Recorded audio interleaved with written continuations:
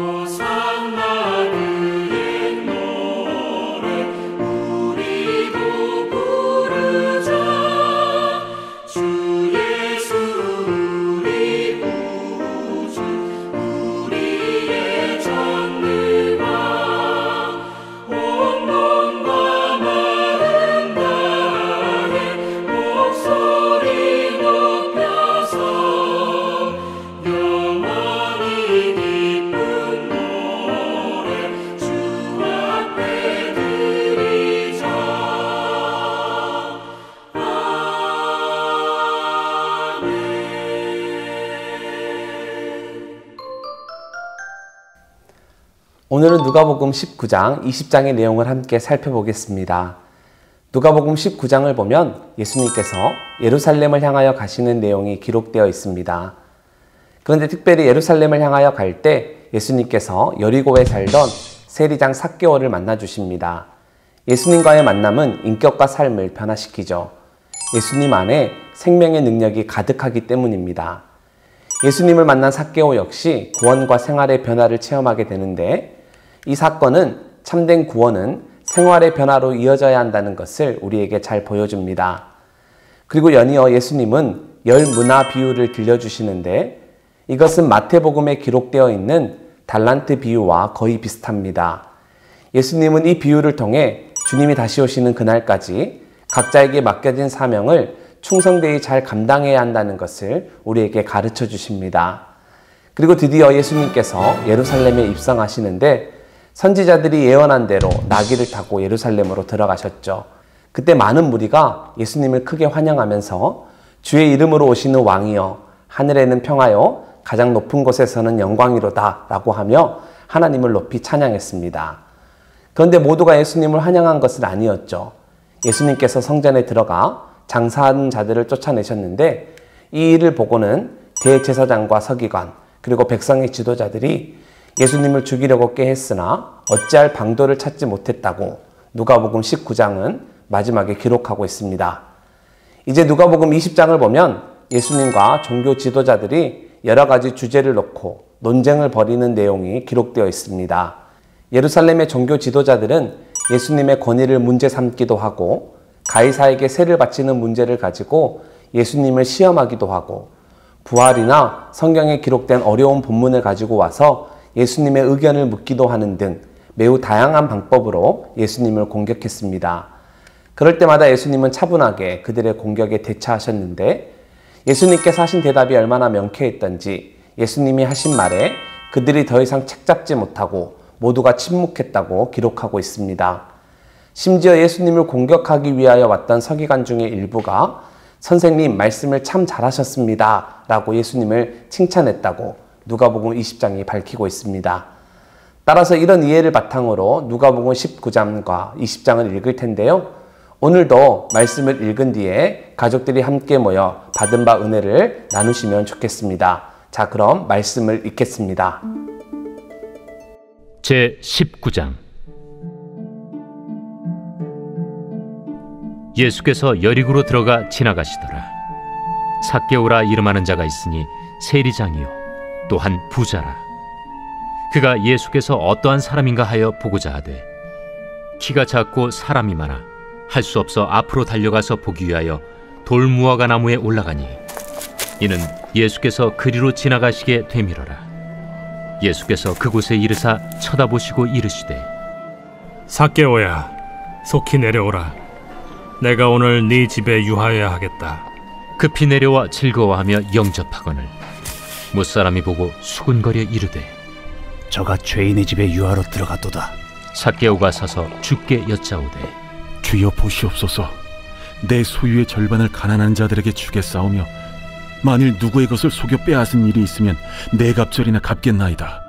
오늘 구원이 이 집에 이르렀으니 이 사람도 아브라함의 자손님이로다. 인자가 온 것은 잃어버린 자를 찾아 구원하려 함이니라. 그들이 이 말씀을 듣고 있을 때 비유를 더하여 말씀하시니 이는 자기가 예루살렘에 가까이 오셨고 그들은 하나님의 나라가 당장에 나타날 줄로 생각함이더라. 어떤 귀인이 왕위를 받아가지고 오려고 먼 나라로 갈 때 그 종 열을 불러 은화 10문화를 주며 이르되 내가 돌아올 때까지 장사하라 하니라. 그런데 그 백성이 그를 미워하여 사자를 뒤로 보내어 이르되 우리는 이 사람이 우리의 왕됨을 원하지 아니하나이다 하였더라. 귀인이 왕위를 받아가지고 돌아와서 은화를 준 종들이 각각 어떻게 장사하였는지를 알고자 하여 그들을 부르니 그 첫째가 나와 이르되 주인이여, 당신의 한 문화로 10문화를 남겼나이다. 주인이 이르되 잘하였다 착한 종이여, 네가 지극히 작은 것에 충성하였으니 10고을 권세를 차지하라 하고 그 둘째가 와서 이르되 주인이여, 당신의 한 문화로 5문화를 만들었나이다. 주인이 그에게도 이르되 너도 5고을을 차지하라 하고 또 한 사람이 와서 이르되 주인이여 보소서, 당신의 한 문화가 여기 있나이다. 내가 수건으로 싸두었었나이다. 이는 당신이 엄한 사람인 것을 내가 무서워함이라. 당신은 두지 않은 것을 취하고 심지 않는 것을 거두나이다. 주인이 이르되 악한 종아, 내가 네 말로 너를 심판하노니 너는 내가 두지 않은 것을 취하고 심지 않는 것을 거두는 엄한 사람인 줄로 알았느냐? 그러면 어찌하여 내 돈을 은행에 맡기지 아니하였느냐?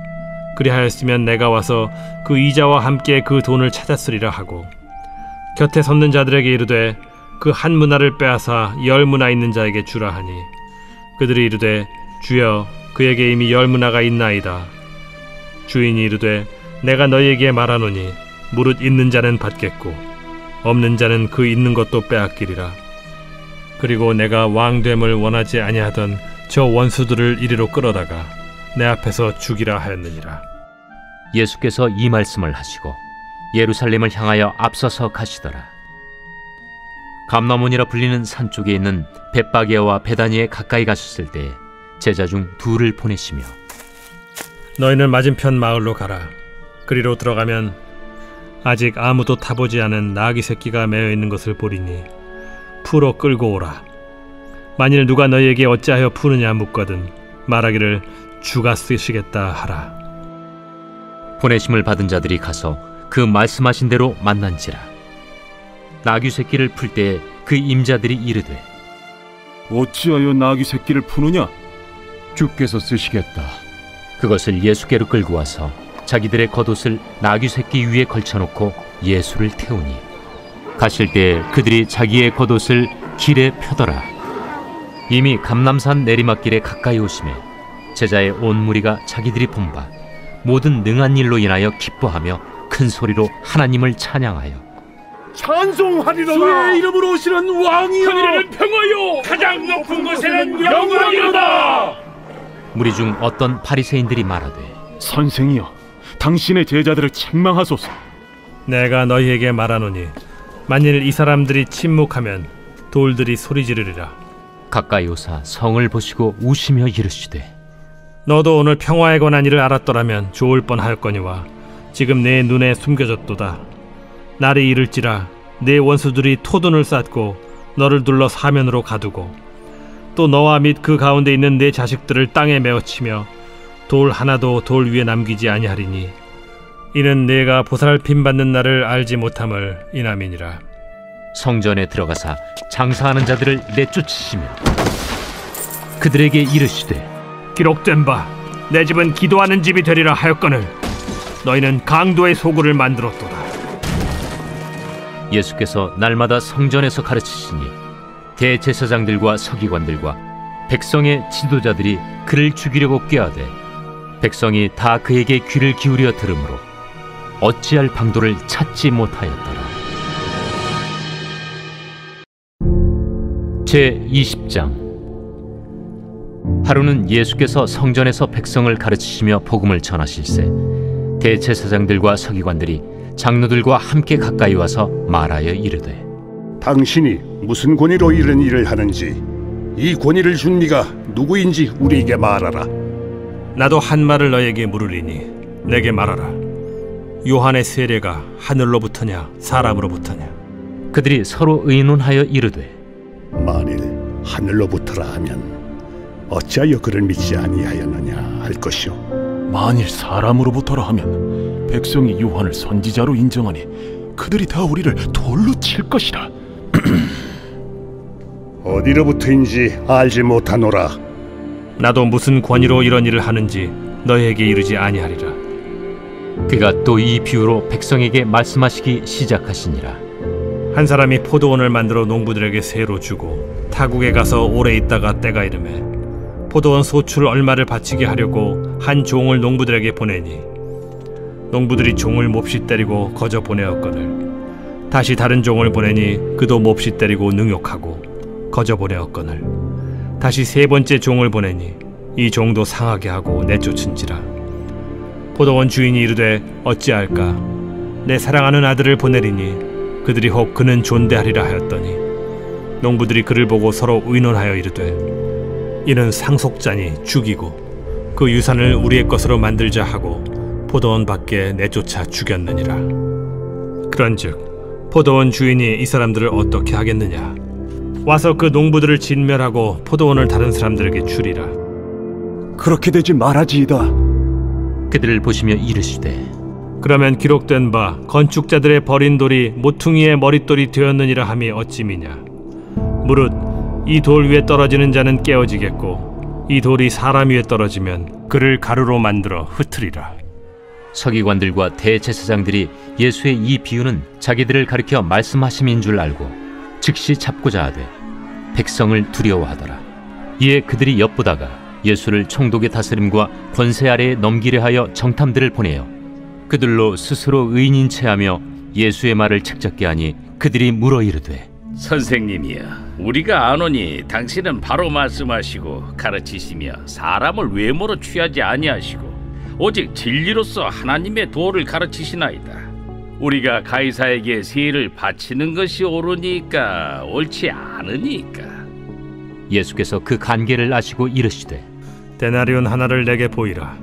누구의 형상과 글이 여기 있느냐? 가이사의 것이니이다. 그런즉 가이사의 것은 가이사에게, 하나님의 것은 하나님께 바치라 하시니 그들이 백성 앞에서 그의 말을 능히 책잡지 못하고 그의 대답을 놀랍게 여겨 침묵하니라. 부활이 없다고 주장하는 사두개인 중 어떤 이들이 와서 물어 선생님이여, 모세가 우리에게 써주기를 만일 어떤 사람의 형이 아내를 두고 자식이 없이 죽으면 그 동생이 그 아내를 취하여 형을 위하여 상속제를 세울지니라 하였나이다. 그런데 칠형제가 있었는데 마지가 아내를 취하였다가 자식이 없이 죽고 그 둘째와 셋째가 그를 취하고 일곱이 다 그와 같이 자식이 없이 죽고 그 후에 여자도 죽었나이다. 일곱이 다 그를 아내로 취하였으니 부활 때 그 중에 누구의 아내가 되리이까? 이 세상의 자녀들은 장가도 가고 시집도 가되 저 세상과 및 죽은 자 가운데서 부활함을 얻기에 합당히 여김을 받은 자들은 장가가고 시집가는 일이 없으며 그들은 다시 죽을 수도 없나니 이는 천사와 동등이요 부활의 자녀로서 하나님의 자녀임이라.